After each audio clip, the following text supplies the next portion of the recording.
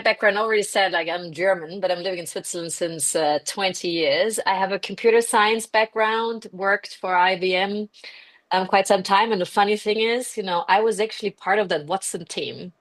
Oh Do wow. you remember that Yeah. Watson team who was Yeah. doing, the Jeopardy? Exactly. Yeah. So I was part of that because in Switzerland there's this lab and we showed it to Roche and Novartis regarding Alzheimer, how you can actually Alzheimer reports, medical reports, how you can finally read it because it's natural language processing. So it's kind of so funny. And we were like, wow, this machine was like as big as an apartment.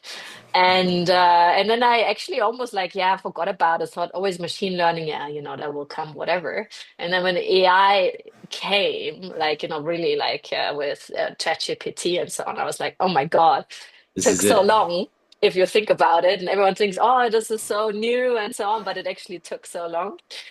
And then I founded an e-commerce platform for special interest markets. So for horse riding, fishing, hunting, farming, we created online shops that were running on the same infrastructure. We were actually full retailers, so we bought all the products ourselves, put in our own logistics centers. We had two large logistics centers, and then sold it, and did all the classic retail parts. And we had in the end 20 different shops and I was doing that for 10 years. COVID came, got a midlife crisis because it was absolutely insane. Had my daughter at the same time. It was really crazy. Like everyone was doing yoga, and I was in a logistics center for 70 hours per week trying to get all this stuff out because suddenly everyone wanted to be a gardener, Yeah. like everyone wanted to have earth and stuff like that. So it was really it was really a funny time. But my daughter actually brought me to what I'm doing now, because I realized, I'm such a techie. I love technology, but at the same time I realized that the technology became an addiction and not so much a tool anymore, especially for children. And that either you're in the camp of no technology whatsoever, like no screen time, nothing like that, or you're the other camp of like, hey, we'll be fine. And and so I decided to help and really address the digital parenthood. What does that mean, the new digital parenthood? Nice. That's a great segue. So what does that mean? Exactly. So I actually prepared a slide deck Sure. about that, and I would love to hear as well the feedback. So I Yeah. haven't done it in that forum before, but I prepped something. I took it serious that you inviting me, so I prepped something. So it would be great. I can guide you guys through. Is it just two, or is it going to be later on There some should be more? more people, but just we're gonna record it and we're gonna share it with the group as well. Okay, fantastic. So I will then And then jump right in. and then guys, feel free to jump in if you have any questions.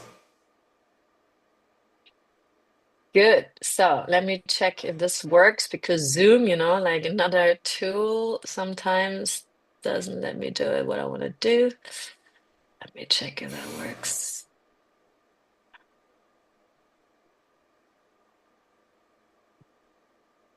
So,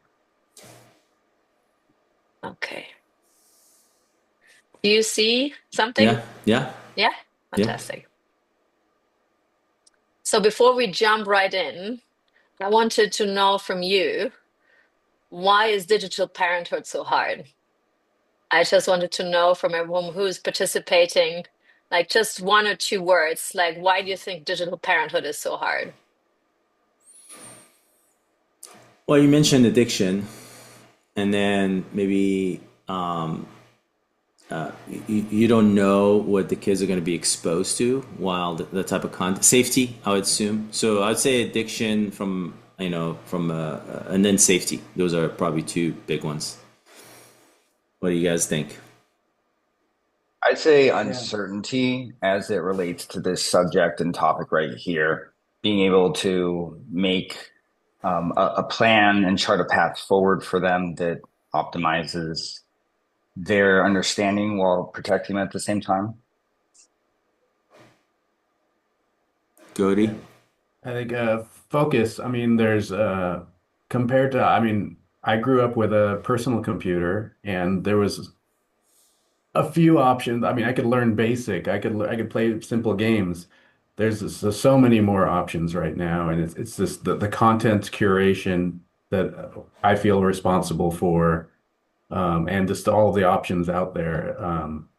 You know, like I said, like Jay said, it's this potential distractions and the focus that I need to get from them for their primary objectives versus everything that's available to them here, and just kind of trying to be able to put guardrails on that. It's a difficult task. Fantastic. Yeah, it's you just laid the ground for my next slide, which is amazing. So why is it so hard? Right now, there are more than 10,000 apps coming weekly into the app stores. There are more than 1,500 per day. And right now, there are 390,000 flagged educational for family.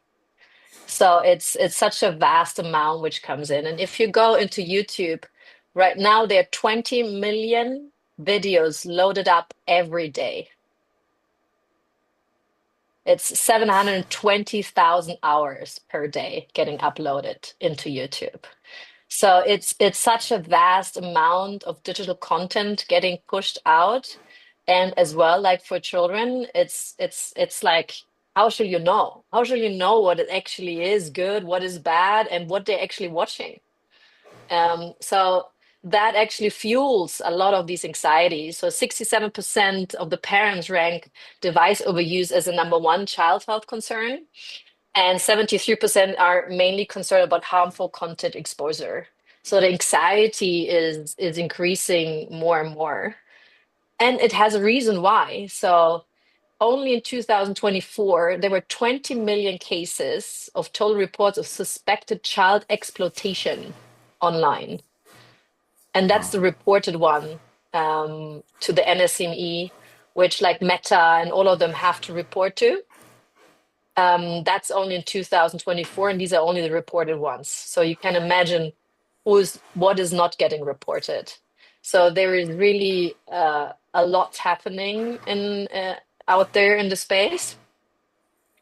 And at the same time, we get all these news about the mental health of adolescents is declining. 18% already report, for 10 to 14-year-old report mental health issues. And that's a report from 2019. So that was before COVID. Um, Anxiety is a big part of that. Cyberbullying has massively increased in the last 10 years. And 62% say they were contacted by strangers online. At the same time, not everything is bad. So a lot of children say, hey, I have like technology is a great way to connect with friends, and it's actually also good for learning. So it is actually not so bad. So one of the core questions I always get is then screens and like being on a screen, is that bad for mental health? That's the one side that often says like, is that the reason why we have such a bad mental health of adolescents? And before we dive into that, I wanted to, what does a child, teenager need to become a mental health strong, resilient adult? Like, what are for you the elements? What does a child need to become a mental strong, resilient adult? Just shout it out. What do you think? What is the most necessary things? Self-regulation. Um, what do they need from us, or what do they need? What does that look like? What they need to become a mental health strong, What do resilient. they So need? yeah, Self-confidence. confidence, yeah.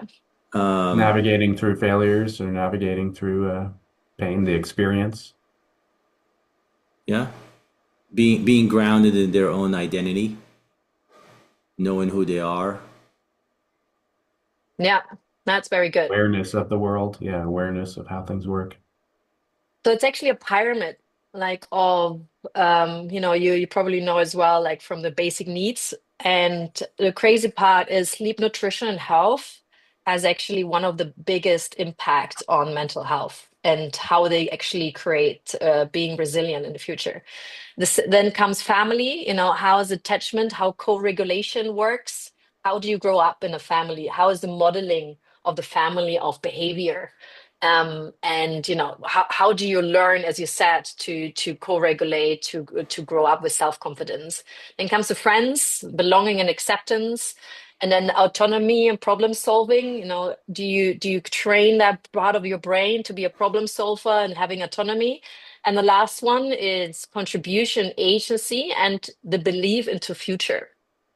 So meaning and purpose is quite important part to become a mentally strong, resilient adult. And if you think about that, and I will come why digital parenthood is then so important, is what has changed for them in the last 20 years. I don't know what's your age group. I'm 45. So, 20 years ago, like when I grew up, I had no phones. So till I was end of teenager, I got my first one. I was 19, 20. So I had the chance to grow up without it. And so what has changed? So for you to understand this just what's the time spent of a child in a different part. So this is the sleep is on the top, then is the school, this is offline activities, these are screens, and this is work and commute. And already at that time, there were outside of school, people were, as you said before, gaming the games and but also TV, etc. So there were already screens before, and that's the sleep. And if you think of, go further here, what do you think had changed most in the last 24 years? I'm going directly here. So what happened is that screen time doubled to 35 hours per week for the group of 14 to 16. And the offline activities halved in the last 24 years, and the sleep reduced by 1 or 2 hours. So the whole way how they're spending their time has switched quite a bit, and that of course has impact. And I'm going to show you quickly, not only on the screen, but it's also how the whole family structure the last 24 years has changed quite a bit. So it's not only screens, but it's also family mealtime has decreased. Nearly half of the teens say they struggle to get their parents' attention. So it's a lot of modeling of, if you are on the phone all the time, this is what's they as well learn from you. And 70% of parents say their phone distracts them from interacting with their child. So it's actually recognizable. Then, as well with friends, what's happened there? The social face to face, and this is really crazy, decreased by over 3 hours weekly. So they have less time. It's less in person per interaction.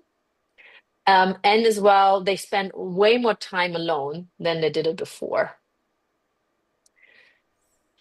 At the same time, the academic pressure increased, but while the math scores and reading score dropped.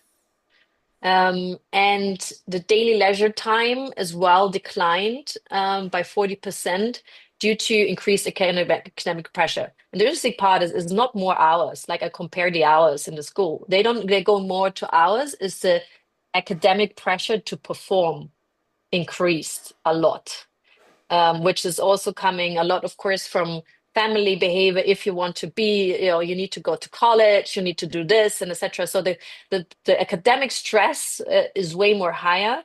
And maybe there an interesting part here in Switzerland, we have a very different system. In Switzerland, only 10% study. What does that mean? Only 10% study? Only 10% of the ones who are getting a high school degree are studying. The rest, actually, we have a dual system. The rest are starting to work when they're 16. Oh, so they don't go to college. Exactly. Only 10% go to college? Only 10% go to Wow, college. that's amazing. So it's a total different structure, and it's very widely accepted. So even if you never go to college, you can actually, you can work yourself up to be the CEO of a big bank here. That's not a Wow. problem. Oh, that's Um, awesome. and, And I think that's a very, very good way. Why as well, the mental health is still worse in here, but it's quite good because they say the academic pressure of trying to get in university is way less. And if yes, you can do different routes to it. I think it's a very good system just for you Fascinating. as a compare. Yeah, it's interesting. Um, and at the same time, meaning and purpose, especially for teenagers, that the US voluntary decrease, it bounced a little bit back. Um, as you probably know, religious service declined massively. It's actually picking up again since 2, 3 years. Like they're going more into back to religion, and as well, I think that's the crazy part that most they believe that they won't have a better life than their parents. Mm. So that all, so not only screens, that all is a reason why the mental health shifted. And I think that's very important if you think about digital parenthood, because many just correlates screens, bad mental health, socially and bad mental health. But actually what happened is a lot of things shifted. And now you put AI on top where they say yes, we are optimistic, but we believe 57% will have a negative effect of their future because they get all scammed that the news of 80% of the jobs will be gone. That's what they get already when they're 12, 13 on their phones all the time communicated to them. So what's happening to your future? So they're very worried about their future. And now you take social media and news on top. So that amplifies the whole pyramid of these elements. So when I talk about digital parenthood, I try to address it's not about limit the screen time to 1 hour and then it's great. It's a lot about how to address the pyramid in the digital as well in the offline world to try to be a better digital parent in both worlds. So what happened? It is to put it over you here. So less family time, fewer shared meals, fewer real friends, more followers, more comparison, less focus, more pressure, less purpose, and more knowledge, less optimistic. And you know, coming to what are the guiding principles, which I created together with 5, 6 researchers. What are the guiding principles? Do you have some for yourself where you say, these are my guiding principles for digital parenthood? Like just name 2, 3, which comes to your mind. What do you think? What is your guidance for that? We use technology for pretty much just two things. One is learning new tools, new skills. So I, learning the kids can learn Canva or CapCut or how to use any of the AI tools. So all things learning, no entertainment on the laptops. In our house, they don't have phones, but they have laptops. But there's no entertainment on the laptops. It's only learning, and very little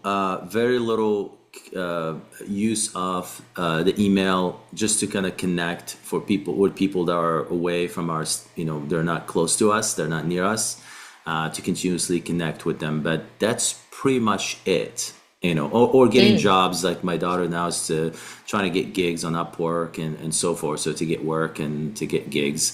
But other than that, that's it. No more use of stuff outside of like if we do entertainment, it's in the family, it's on TV, with everybody, and that's limited as well. how old are they now? They're 10 and 12. Mm, okay, thank you. Doran, right? Doran, is that right? Yeah, I have a very similar approach. I've got three boys, 8, 12, 14. My high schooler still doesn't have a cell phone.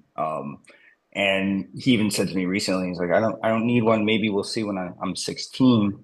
Um, so we are within our community definitely an outlier because we just have minimal screen and spend much more time outside together as a family. What drew me to this presentation and your work here is recognizing that there's a potential gap if we don't integrate lessons in and around AI. So trying to fill in that gap, kind of like Jay is talking about using the technology to learn and develop and educate. Mm, great.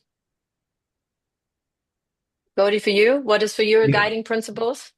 Yeah, I mean, we have a similar framework. I mean, they don't have phones, they have iPads. Those iPads are, they get about 20, 30 minutes a day, and that's really for puzzles or games they want to play. Outside of that, there's no video. I mean, when we're at home, any videos we're watching, they're on the big TV. So we're either watching them together or, they're curated so we know what everybody's watching. And then, they have my middle schooler has a iPad for school, but that has all like the tools and the learning tools and learning apps that are needed. That's already curated. So outside of that, there's no real social media, no kind of distraction Yeah. tools. How old are they? Um, 11, 9, and 4. Okay. Great. So I hear a lot of protect, which is great. Like that's that's already a good path to say, let's try to protect, let's like limit it and etc. I want to offer you as well another perspective of, how you're teaching your children as well in the offline world to become a member of the society, to think a little bit like that as well in digital parenthood.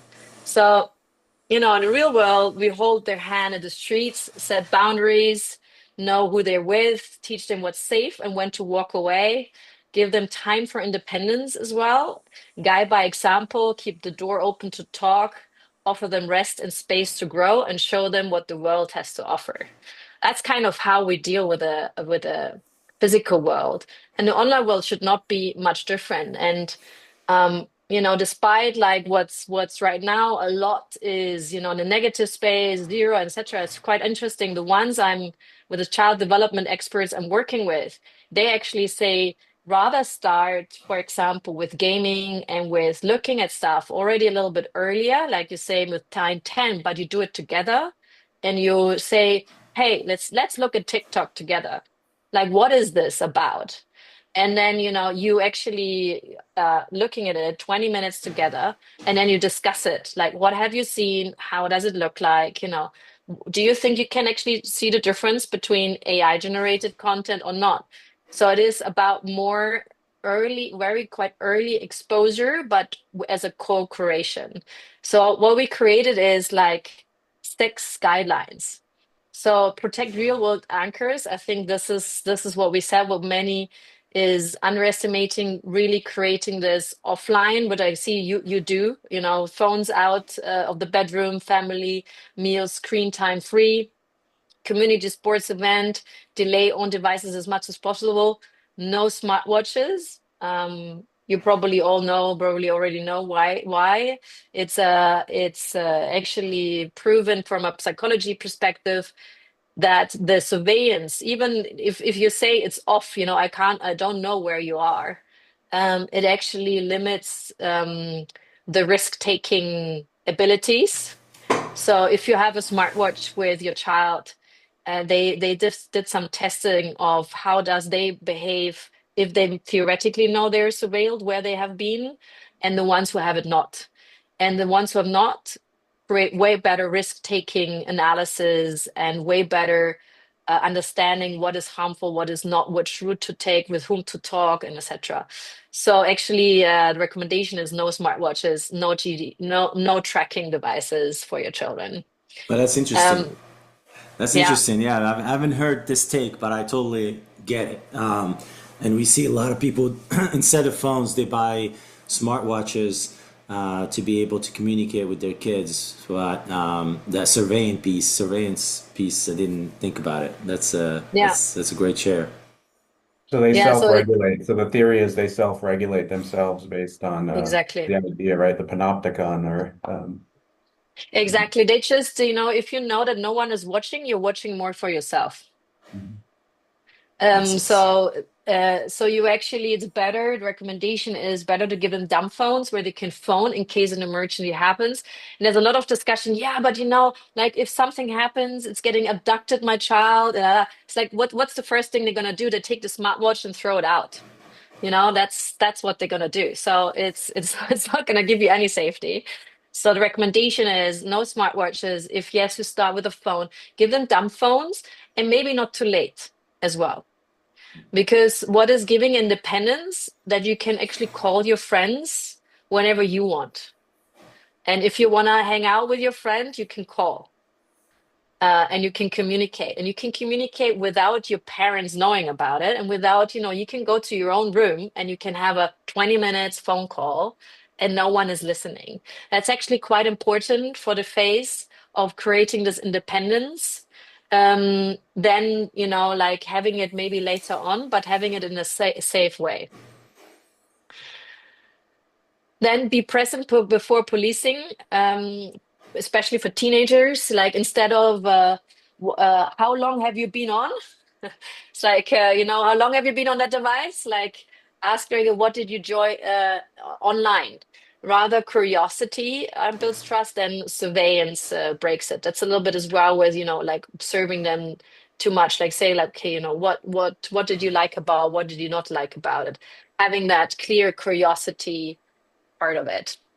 Um, Next one is co-use and co-reflect and reconnect. That's what I just said before. Maybe even starting a little bit earlier, but then watch, play, explore together, discuss algorithm, ads, emotions afterwards, create this intentional touch points as well, like being interested in their world where they're gonna grow up. What is TikTok? What is Roblox?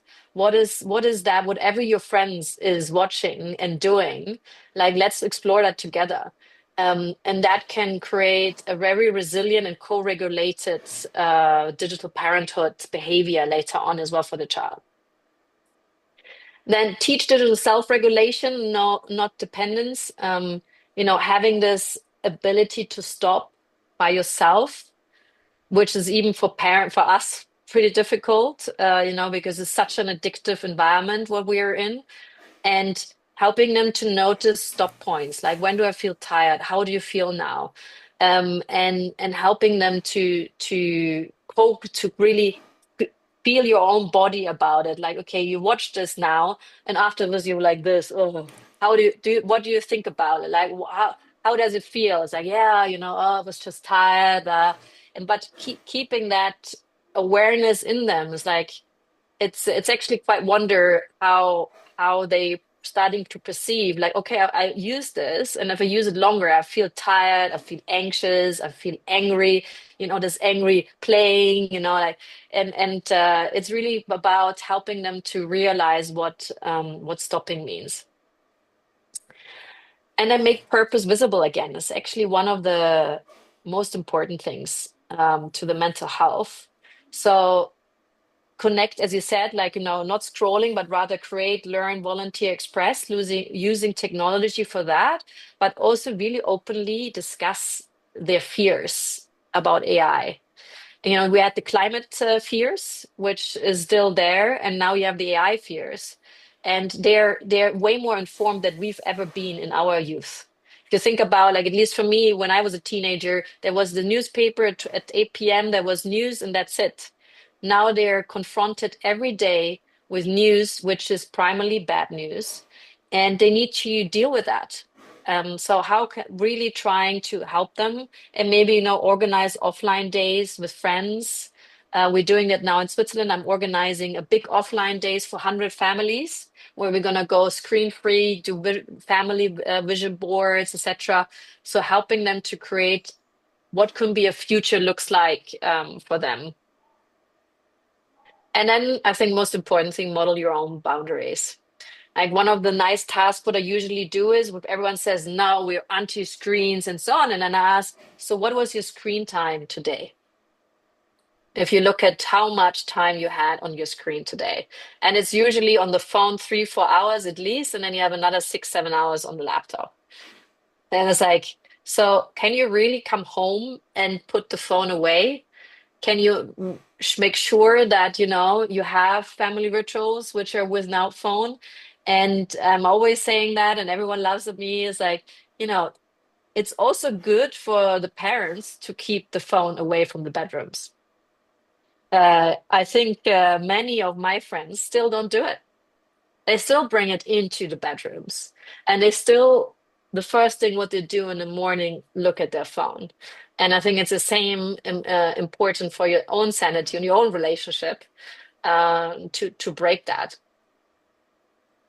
So offline and online is the skill is the same. It's attention, connection, and meaning, and it takes practice for all of us to model that and not to have a 0 to 1, so to protect as much as possible, and then the flood is coming because you can't protect them anymore because friends are getting more important, the peers are getting more important, they're hearing less from you. So it's more important to train that skill earlier and bring them like life skills. That's as well. Digital skill is as well a life skill. And what I brought is like here, and I can share that with you. We created together with the researchers a digital guideline by age. So really for each of these brackets, what are key questions? Like, what shall I do if my child screams at me when, I take away a device? What I do with the child exceeds this time limits. We agreed on a time limit, and it's like another 5 minutes, another 5 minutes, another 5 minutes. So it's a lot of practical guide. I can send it around. It's for free. You can use it and can share it as well. And then you ask me as well, like, so which apps? Do you have any questions for that? Before digital parenthood? Was that what you all knew already, or was there some things which you thought, that maybe got some ideas sparking? No, I like the pyramid thing because I think those are foundational, even outside of digital. It's just parenthood foundational, and I think if you do those things right, I think everything else takes care of itself. So I like that pyramid a lot. Right. So, which apps are great for children? One of the core challenges is, as I said before, there are 1 million apps rated 3 plus in the app stores and more than 390,000 are flagged educational. As you maybe probably know, that these age ratings come from the app developers themselves. So they fill a self questionnaire out and submit it, and then they get the age rating. So that led to that 90% of all apps are rated now 3 plus in the App Store. And there's no independent age rating company. Like for movies and video games, you have that, but not for apps. So that's why you need to be extra careful what kind of apps you're actually using and offering. And there is no quality stamp right now for, is it really educational? Is it addictive? Nothing exists right now. And one of the core other issues why it's not existing is there's no scale. And I won't tell you much about what we're doing with TrustMyApps, but this is what we're trying to tackle, because right now, all these app reviews, like Common Sense Media, they look at it, they make a expert review, and then in 2 weeks it's outdated because the apps are all the time changing. Movies and video games is so much easier. So we are tackling that problem. I'm not going to go into that, but I'm saying, like, how can you choose what to look out for apps? And I think you probably will know most of it, what to look out for. I think one of the most important thing is social features. So most of the cyberbullying and cyber grooming is because of chat features. And they are sometimes hidden in crazy games, like in math games, in reading apps, etc. And sometimes not even so easy visible. So you have to play first, and then suddenly comes a chat. Hey, share your scores with your friends playing at the same time. And they're not flagged in the meta description or anything like that. So and your child, probably if it's a little bit older than 10, is probably not going to tell you. Because, I made just some new friends. And it's one of the core problems It is of, an issue. I have an experience with that where oh, we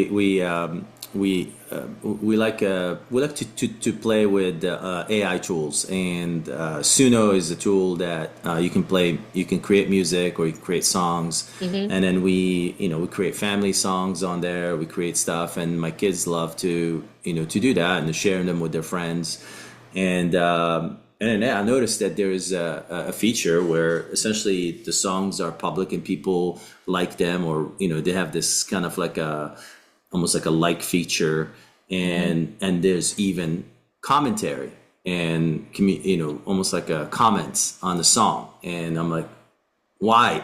Why do you need that? So we had that conversation, how to use the tool, who are you talking to, who are you communicating with. So it's very interesting. Like stuff is, you never know, but all of a sudden, things like that pop. And the tool may start one way and then they'll add that feature Yeah. later. Exactly, exactly. And the other thing is in the ads, these ads are getting not steered. So I downloaded an app for 4 plus yoga app for my child. And after 30 seconds, an online casino commercial came. And I was like, what? And I will show you a few examples, which are even crazier. So this is a wild west, and I think that's very important. If a friend said, like, they come, hey, all my friends having it, and that's the Roblox. What happened to the Roblox? So it's rated 7 plus in the app stores, and I think I have it here. I will go now here exactly. So Roblox is rated 7 plus in the App Store, and it has 89 million active daily users, and 40% are under 13. It's just that staggering number is just insane. And the crazy part is that, they had in 2024, 25,000 child abuse cases, which are reported to the NSME because they have this chat function. And it's a social media game. So what is happening that everyone can create games, whatever they want to. So they had several cases of that adults created a game where they say it's 3 plus, where there's a Jew looking like, and then the kids could go in and select a weapon and kill the Jew, Wow. and it hasn't been taken down for a year, despite all of that. And it's super aggressive, like it's as well quite sexual. Like there's a lot of sexuality in that. It depends, what age, etc. You think that's fine or not, but it's and they have several lawsuits, and still they're rated 7 plus in all app stores. Wow. The same is with Prodigy Math app, which is flagged as educational. It's even teacher approved flagged. All the child development experts I'm working with, they said it's one of the worst games. There are 100 million registered users, 9 million active monthly users. And it's a fantasy theme educational game, which has no educational evidence that this is actually you learn anything. It's really disguised as a game with strikes, with, extreme ways of gaming, and Common Sense Media flagged it several times already. Others flagged it several times already. That you actually have to read to actually play that game. It's 3 plus. Then you have Candy Crush. Probably know Candy Crush. It's a very popular game. 54 million daily active users. It's 3 plus rated in the app stores. In their terms and conditions, it says 13 plus. And it's full of extreme ads regarding that. And so we don't know how many are actually playing that, but it's quite a lot of kids are playing that too. Because, they think, oh, it's fine, like, yeah, but little Candy Crush, I heard about that before. So we live in a world where it's like you cannot trust the app stores to actually make a good rating. But you also have good examples like Khan Academy. Um, but it's so extremely difficult to find out which are good or bad. And Good filter my I what like to use is I like to turn their iPads on airplane mode and then use the yeah. app. So that way, if that way there's no social features or the ads Mm, cannot be transmitted to it. And if there's an issue, they come to me and go, "Oh, it's not working." Well, okay, let me check what this app is really trying to do. And then if it's airplane mode, my router at home, you can dictate where you're transmitting Wi-Fi, or you're transmitting Wi-Fi to the iPad or TV. So I have controls on that too, just to as a yeah. second source. But Yeah, I uh, see that, you're all very, IT, very, very good in that. And you can imagine the average parent who has no time, is getting inflicted with that. And that's why I founded TrustMyApps, which is a new app scoring system with AI to actually make a new recommendation, like Trustpilot way of really making a trusted source. Can you trust that app or can you not trust that app? And for which age is it good?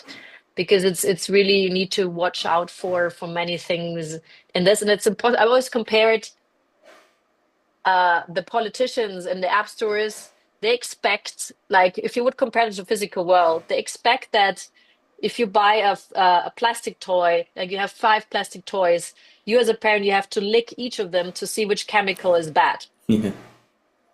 This is kind of what right now is expected from you in the online world. Please test them all. There are 250 math apps for 7-year-old. Test them all and check yourself which is good or not. And so there's such a weird way of looking at that. And then it just creates more shame, anxiety, and parents are more like, oh my God, I'm failing in this. I'm failing in digital parenthood because I just don't know. And so many still don't know what Roblox is. Like Yeah. it's really crazy how many parents don't know, never heard about it, and every friend said, "Oh, it's Roblox. Oh, it's rated 4.8 in the App Store. Great, use it." And they give it a 7-year-old or 8-year-old. Um, So when you think of like a high quality app, what is the criteria? Where are the I know last time we spoke a little bit about, where are the three, four, five things that you say, okay, this is a high quality app from your perspective. Yeah, so it really depends as well on the age, which age you have. So the age appropriate, which is not so easy to assess. What is age appropriate? So probably aligning with the school learning, which is pretty good. And in general, like it should be a subscription-based one with no in-app buys and then no currency. Hmm. So if there is no currency in there to buy to get up level or something like that, that already is a very good indication for that. And it's simple, it's not overstimulating. And so a lot of these, especially for younger kids, are extremely designed for overstimulating parts. I always compare it, think about more of the old Disney movies, that's kind of how you should start to deregulate your children as well and not overstimulate them and clear what you want to do with it, like what kind of skill you want to do with that. And it's also sometimes okay just to say, hey, this is for entertainment. Let's watch this for 20 minutes for entertainment. And then it's clearly flagged this is entertainment and that what is for, and then it's fine too. But like really watching out for strikes, for this currencies, level up, you have to buy to get further. All of that is indication that this is not a good design app. Now, the next question is what apps have enough value, educational value, that you can't get from a book or you can't get from, like a one-on-one course or that you're actually gonna download the app? Because I haven't seen any that's, from an educational value that are worth the time. Like Duolingo, for example, it's not that good at teaching language. I hired an actual tutor to teach the kids, Spanish. So what would be an app that is actually worth, aside from ChatGPT, which the kids are using right now, but Yeah. That's a very good question. I think it depends on what level of resources you have yourself. okay, So if you come from a place where you can't afford a tutor and you can't afford to, you are in a public school system which is sucks, then if you want your child has algebra problems, there are actually really good apps in training specific algebra problems, for example, which can really help you to accelerate in that space. And it's usually the apps which are very specific design for one issue to solve. okay. Same like reading exercises, like some have these problems with words flipping around and stuff like that, and they're good apps for doing that. So really training for that to and pronunciation apps and stuff like so specifically designed for whatever skill you want to enhance, which are backed by researchers, universities, or something like that. That's already a good indication, and there are a few ones. And especially some of the non so resourceful ones, it can help them to accelerate their learning if they don't have the ability. So there are good ones out. It's just, of course, personal interactions is mostly better, despite now like the new AI learning tools which are coming out. Like this is Alpha School, which you have in US, which is this 2 hours e-learning.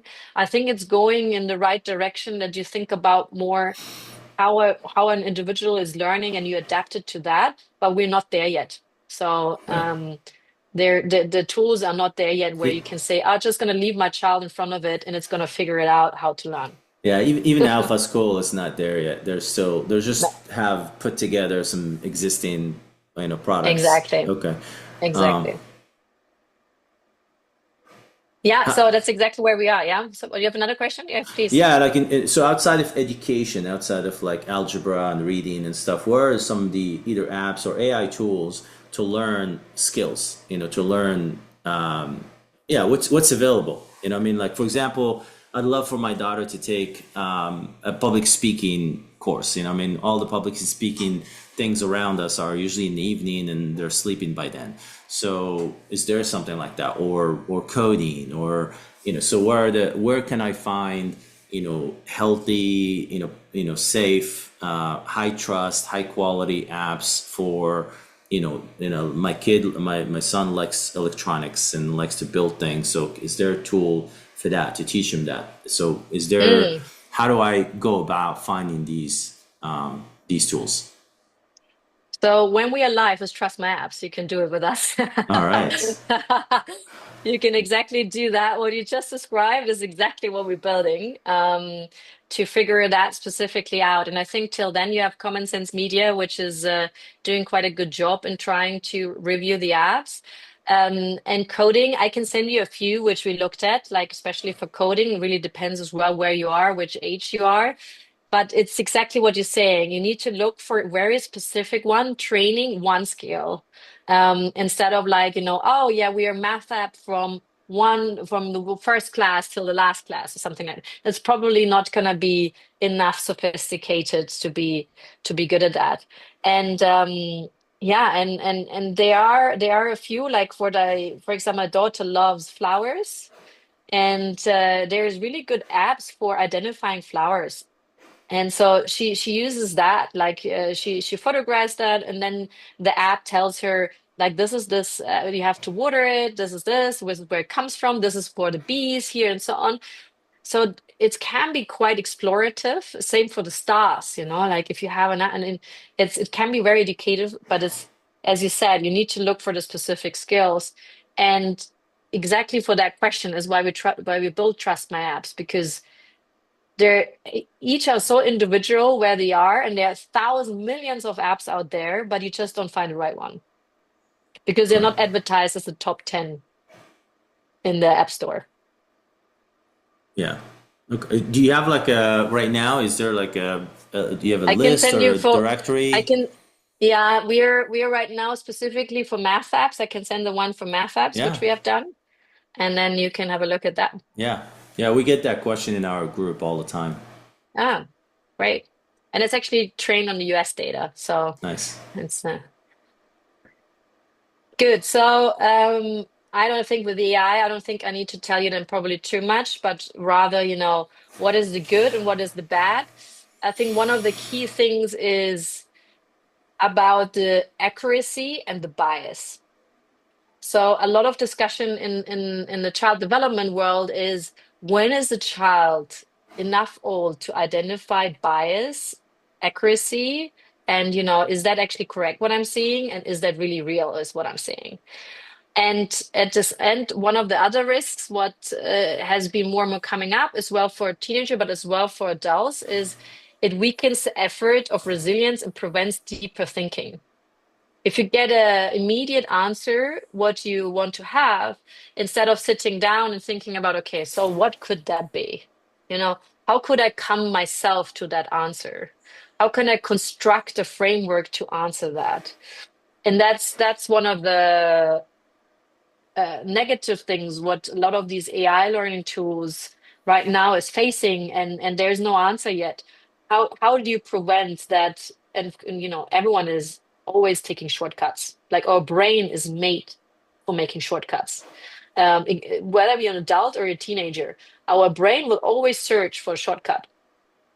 It tries to have the minimum energy for getting something done. That's how we are wired. So I think it's very important to think about if you use AI, how do you use it, and how can you still show that to get deeper thinking for your children. So at what age do you think a child can begin to recognize bias or accuracy? What do you think? It depends on the kid. 10 to 12. 20? 20? Yeah. Doran, what do you think? I mean, I'm not sure how to associate with a specific age, right? Like I know grown adults that would have difficulty differentiating, and then like young kids who have kind of a gut instinct, like they can look and question. So I'm not sure. Yeah. Yeah.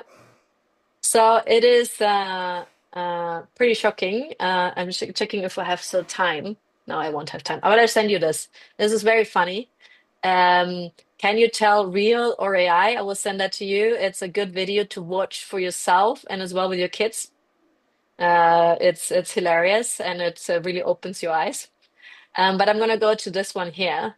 So the and that's the crazy part. So the 7 to 11, they can simple factual errors, but they cannot reliable detect any bias or persuasion strategies. So regarding, you can show them and say, hey, this is an ad, and this is trying to convince you about buying something, and they're gonna like, ah, and then they're gonna look at it again and say like, wow, this is so amazing, I want to have it. So it is really in that age, it's just not yet possible. And with 12, 14, they start to understand it better, that persuasion, advertisement, but they don't have this impulse control yet. You know, like risk assessment and stuff is still everything immature. So if a social comparison comes or peer influence, it overpowers totally the critical thinking. So if all my friends think this is right, this is of course right. You know, like it powers totally over. And then if you have the, I'll just move you up here. And this is, 15, 18, you start to have it, to judge it, but only with very explicit. So, like we're going to look at it now. Is there a bias and accuracy? Look at it. Then they will recognize it. If they just watch something and etc., the probability that they won't see it is still very high. So there was a study that over 80% of teens cannot distinguish news from sponsored content. Mm.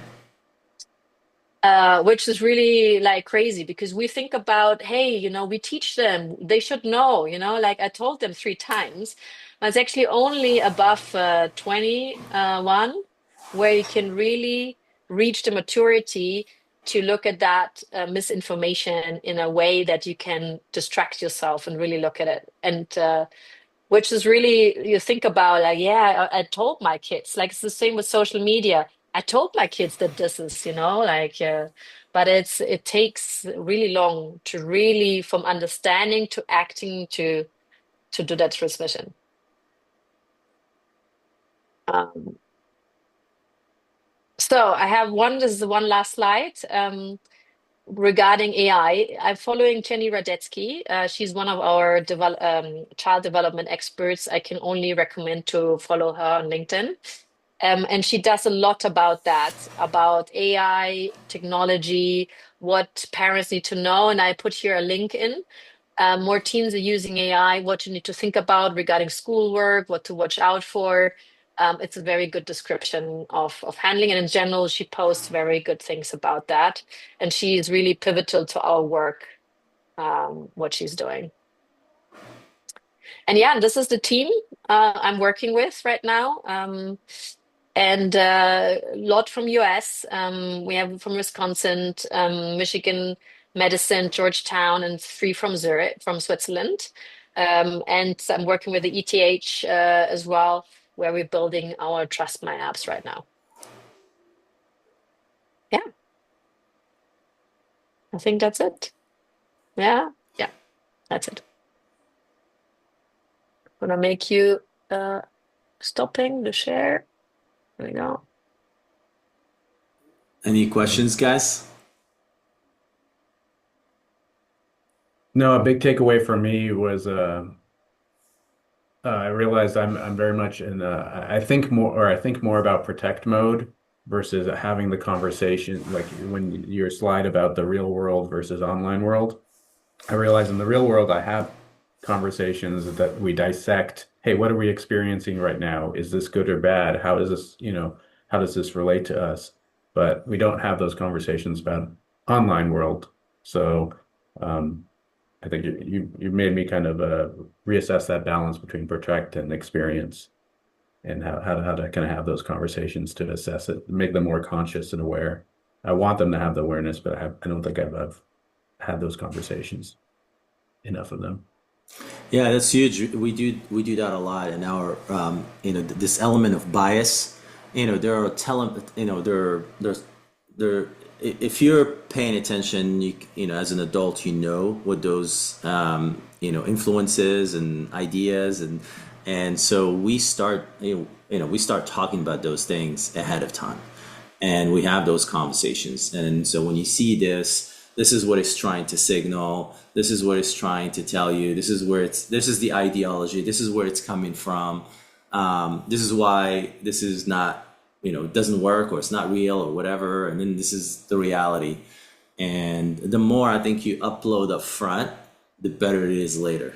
I mean, this is where, all the issues that we have right now with people, young people in universities, and this is where all it's coming from. There's no foundation of knowledge, of history, of where, of anything. And so they're let on their own, and they hear these ideas that are, that they don't have the capability to analyze for their own and identify on their own. Yeah.